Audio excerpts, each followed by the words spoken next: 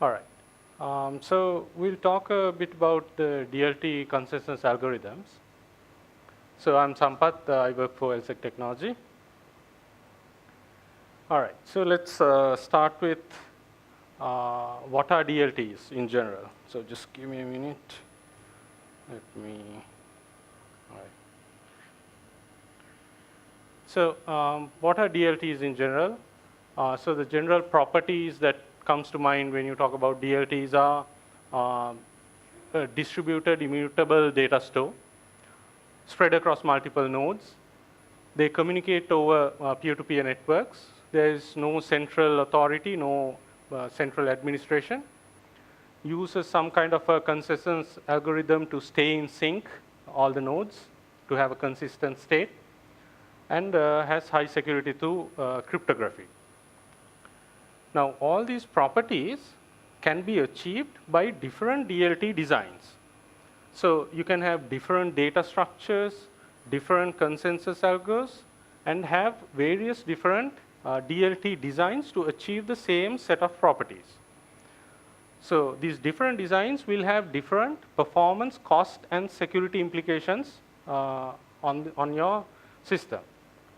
So some examples are what everybody knows, the blockchain. So blockchain is a class of DLTs which has a particular data structure and have different consensus algorithms.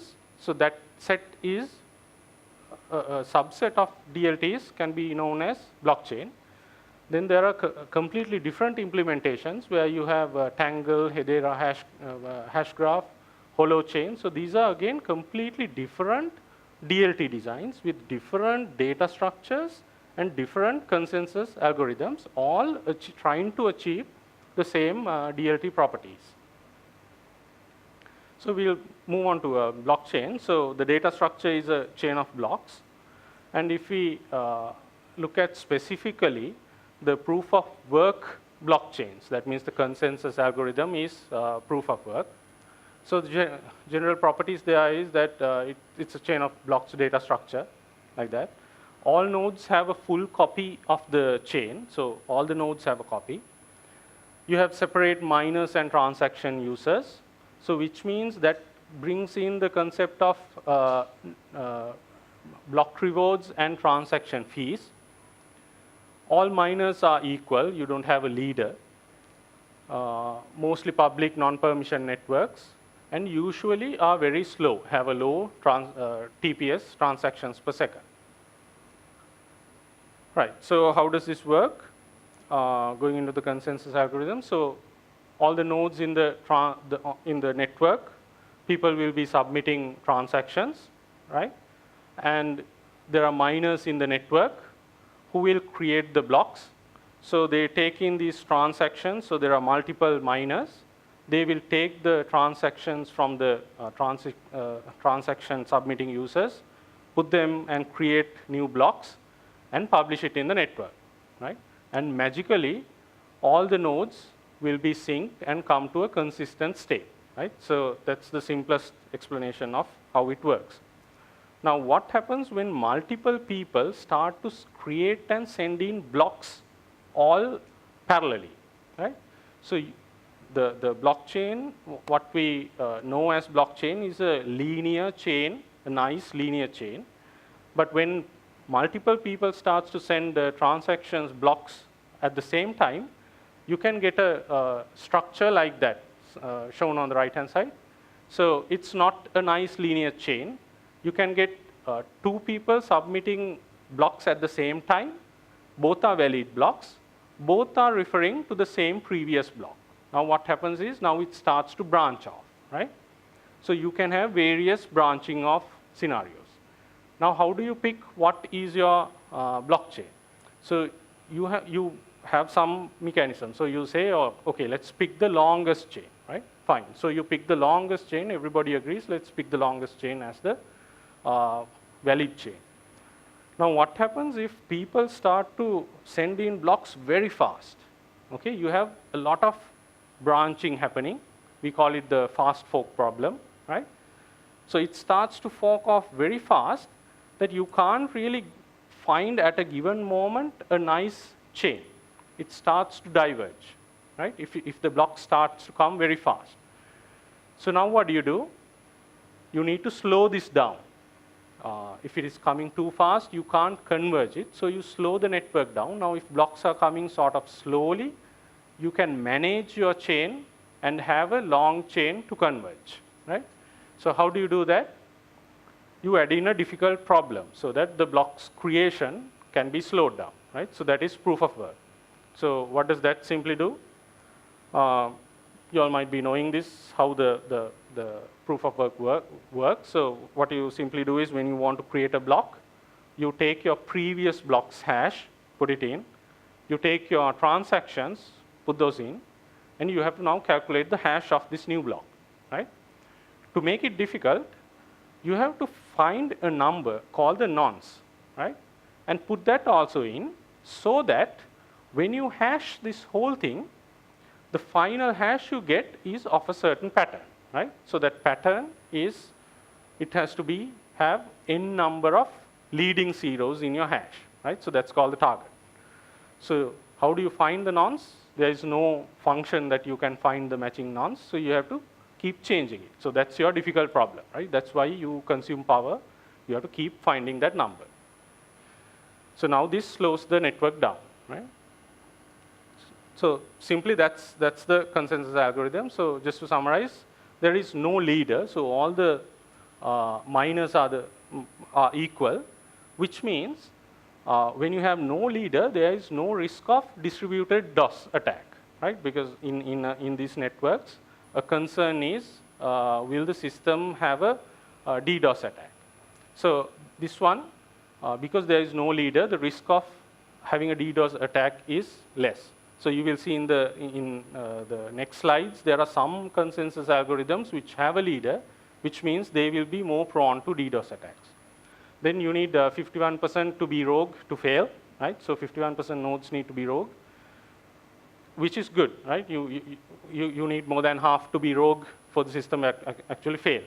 So again, in the next slides, you will see there are some algorithms which only need a third to be rogue, right? So if 1/3 of your nodes are rogue, your system will fail, right? So here, this is better security.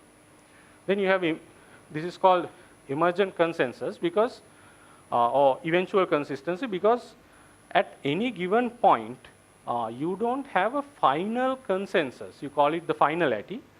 You don't have a final consensus of what exactly the valid chain is, right?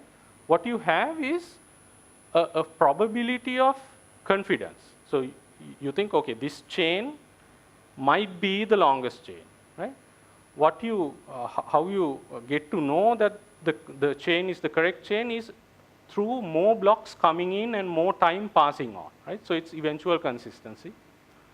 So you need to have a slow block rate for this to work, to avoid the fast forks. It takes high compute cost because of the proof of work. And there are no fairness guarantees in the sense that if you take a block and when you're putting in transactions, the node putting in the transactions can decide how to put the transactions, right? So they might pick the transactions with higher transaction cost, right? So there's no fairness there. Again, you will see there are some other consensus algorithms which claim to have better fairness, right? So if you take, for example, something like a trading system where you like to have, a fairness where whoever comes first with your order should execute first kind of scenario, this might not be the best consensus algorithm, right? Because it's not fair. Okay, moving on to non-proof of work blockchains. So there are multiple known algorithms. Proof of stake is a very popular one.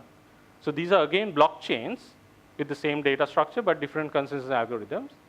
So proof of stake, what we are simply doing is, instead of doing that heavy work to show that you can create the block, what you're simply taking is your stake in the network. That is how many coins you are blocking out for this transaction, right?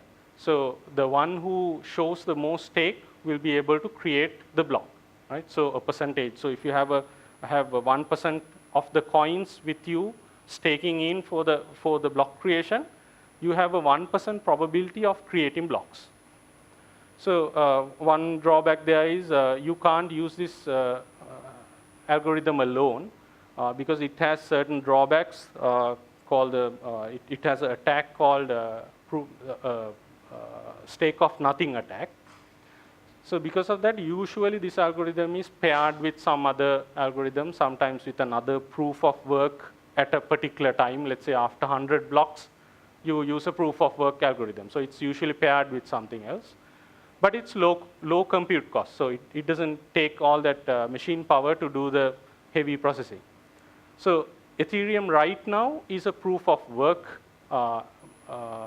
algorithm, but it's going to move towards proof of stake somewhere, I think in 2020 they are planning to go there. Another non-proof of work algorithm is proof of elapsed time. So here, again, this is a different consensus algorithm. So here what they're doing is you create a timer on your nodes and you simply pick the lowest timer, right? So now somebody can cheat saying, okay, I had the lowest timer, right? So to prevent that, it runs in something called a trusted execution environment, which is a hardware-based timer, right? Which means it guarantees that nobody is fooling around with it. When it says it has waited for this many elapsed times, there's a guarantee that that's right, right? Unfortunately, this is tied to your hardware. It's implemented right now, the standard is open, but it's implemented right now only in this particular Intel 6th Gen Plus CPUs. So you need that kind of CPU to run your node. Permission networks only, so very low compute cost because you're not doing anything. You just, your machine will give you a, saying your timer elapsed. But still, you still have a slow block rate because you have to wait for that timer to elapse, right? So you can't quickly create blocks, still it's slow. So one example of an implementation is the Hyperledger Sawtooth. So Sawtooth uses this particular implementation. And then there's another class of consensus algorithms. Those are basically where you have a particular leader or a set of leaders to decide on how the blocks will be picked. Right? So there's the general leader-based algorithms. So you have practical Byzantine fault tolerance, federated Byzantine agreement. So these are all consensus algorithms that certain blockchains use based on a leader. Right? So the properties are a leader decides the blocks, usually used in small permission networks, right? Because there is a overhead in communication. When you have a leader-based selection of the blocks, there's usually a communication overhead to select to get in sync. So therefore, this is usually used in small permission blockchains. High throughput in small networks, low compute cost again because you're not doing proof of work kind of stuff. Node count doesn't scale up, so that's because it applies only to small ones, and fails with 1/3 rogue nodes. So that is where the security is slightly lower. You know, if you can hack 1/3 of the nodes, you can actually take over the network, right? So the practical implementations are Stellar and Hyperledger Fabric, right? So these use some kind of a, they usually optimize this, optimized version of a leader algorithm, right? So Stellar specifically uses FBA versus Hyperledger Fabric uses a version of PBFT. Right? Tangle. So this is again a completely different DLT, different data structure. It doesn't have a chain of blocks, but it has a DAG-based structure. So the bottom one is the DAG. It's built specifically for IoT applications. It can handle millions of devices and sensors. And when you have so many devices, you need to be able to do micro payments, very small payments, right? And when you want to do very small payments, you can't have transaction fees because your transaction fee might be bigger than your transaction actually, right? So there is no concept of a transaction fee, which means you don't need separate miners and transaction users, right? So whoever is doing the transaction will also have to play the part of the miner. So the consensus algorithm is quite simple. It uses a tip selection algorithm. You just have to validate 2 other nodes to be able to have your transaction. Again, low compute cost, no proof of work. Now, proof of work is actually in the real implementation, they have actually used the proof of work as well to prevent spamming, people creating unnecessary blocks. But generally, it's called, we are not using PO proof of work. And it has higher TPS. Then another one, the Hedera hash graph. Again, this has a DAG-based data structure. You can see on the right, that is the data structure. The other one is actually a blockchain for comparison, they have shown it. So they have a virtual voting-based consensus algorithm. So what that means is basically, again, there is no proof of work there. What they do is, and also they have a gossip protocol. So what they do is basically, the nodes will send the transaction information to other nodes using a gossip protocol, but they will also send additional information about where did I hear about this information. Okay, that guy told me about this info, right? And the whole chain will be propagated like that. So people will know not only about the transaction data, but also about how it came along the path, how was it communicated, right? So what they are claiming is, based on that information, when they create that DAG, they can, what they mean by virtual voting is, now if everybody voted on which transactions to pick, you would have a voting mechanism, right? But instead of a real physical voting mechanism, they are saying their algorithm can calculate if everybody voted, what would they have voted on, right? So without an actual voting mechanism, anybody can decide, okay, this is what the correct node would have been if everyone voted. That's why they call it virtual voting, right? They claim to have better guarantees, Byzantine guarantees, as well as fairness guarantees. So this is where it compared to the normal Bitcoin blockchains, where your transactions has a guaranteed fairness. So they will know a particular order. The block creating node cannot pick them out of order, right? So the general properties are, it's much faster than proof of work blockchain because there's no slowdown. It's a simple algorithm. Low cost, very high TPS. They claim to have very high TPS, but unfortunately, it currently can be used only for private permission networks.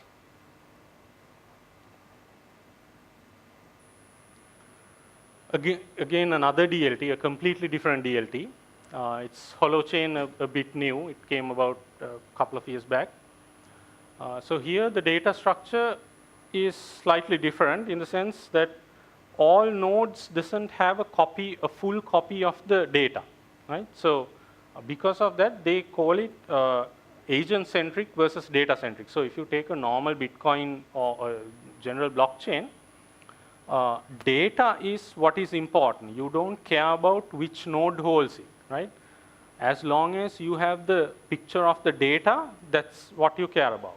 But here you are actually, a single node does not have the full picture of the data, right? Everybody will have their own data plus some additional data from other nodes for redundancy purposes, right? So basically you are holding your own data. Now when that happens, there is no global single data structure to rely on, right? Which means the nodes become important. So you have to rely on the nodes, right? So that's why they call it agent-centric. So the ledger is distributed through sharding. You break it into pieces and everybody has a piece. They use a DHT torrent-like protocol to identify the validators and to pick the nodes. So the general properties are, again, there's very low compute cost because there's no proof of work. And they claim that it can run full nodes on mobile phones. So here, when you say a full node, that that node doesn't have the entire data set. So the data set is actually small. You have your own data plus a little more redundant data, right? and they claim to be highly scalable. Now, the thing about these DLTs is that everybody has their own way of justifying their algorithm and claiming that they are the fastest. Unfortunately, there's no single standard way to actually measure and see who really is fast, right? They might be optimizing for their own cases. So you have to take it with a grain of salt. So here's an old DLT comparison I found. It's a bit old. It doesn't have holochain in it. So you might have already seen this somewhere. So what it shows is blockchain is like a solid Jeep, but a bit old, right? So very high security, but a bit slow. So on the last line, you can see if you can see, it shows the transaction rate. So for blockchain, the transaction rate is about 3 to 4. So now it's about 7 to 8, I suppose. Tangle is shown like a more modern sports car, little faster than blockchain. So the rate is quoted at about 500 to 800 transactions per second. And Hashgraph, they claim is like the supercar or a Formula One car, right? So the transaction rate is about 250,000 transactions per second compared to all the others, right? So that's orders of magnitude better. But again, that's a private system, so you can't really take their word for it. So that's about it. So these are general DLT algorithms I wanted to talk about. Yep, that's it. Thank you. Any questions?